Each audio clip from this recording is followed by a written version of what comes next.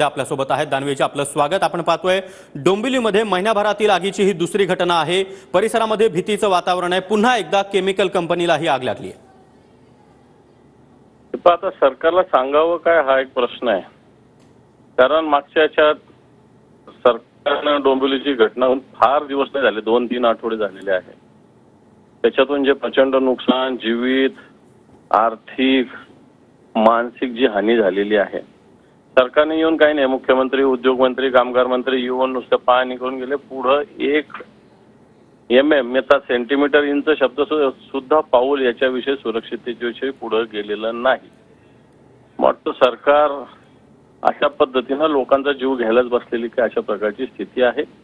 या सगळ्या विषयात जे धोरण ठरलेलं आहे राज्य सरकारने मागच्या काळात केमिकल इंडस्ट्री हलाचं काही इकडे नेण्याचं एक पावलं उचललेली सरसकट नाही, पण काही जे आहे धोकादायक हे बाजूला केले पाहिजे आणि यांच्या सुरक्षिततेसाठी कडक पावलं सरकारने उचललं पाहिजे, कोणाचा मुलायजा नाही केला पाहिजे। बरं, अंबादासजी, 23 मे रोजी ही आग लागलेली होती। मागची आगीची घटना जर आपण पाहिली त्यामध्ये अनेक कामगारांचा होरपळून मृत्यू झालेला होता।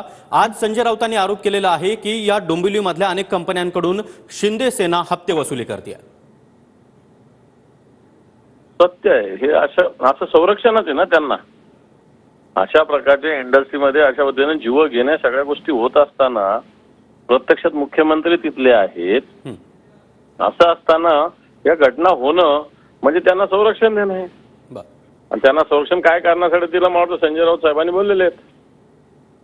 बरं, मात्र अंबादासजी, मागची जी आगीची घटना झालेली होती, आमुदान कंपनीला लागलेली ती आग, त्यानंतर देवेंद्र फडणवीस असतील, एकनाथ शिंदे असतील यांनी सांगितलेलं होतं की लवकरात लवकर या कंपन्या आम्ही त्या ठिकाणावरून हटवण्याचं, दुसरीकडे नेण्याचं काम करू। काय पावलं उचलले सरकारने स्पष्ट करावं, नाही तर आता सरकारवरच खुनाचा गुन्हा दाखल झाला पाहिजे। खरं तर या राज्याच्या सरकारवरच खुनाचे गुन्हे दाखल झाले पाहिजे आता, कारण हे लोकांचा जीव इतका स्वस्त समजतायत सरकार, आणि त्यामुळे हे लोकांचे बळी जाण्यासाठी, घटना होण्यासाठी सरकारच जबाबदार आहे, स्पष्टपणे बोलतो मी।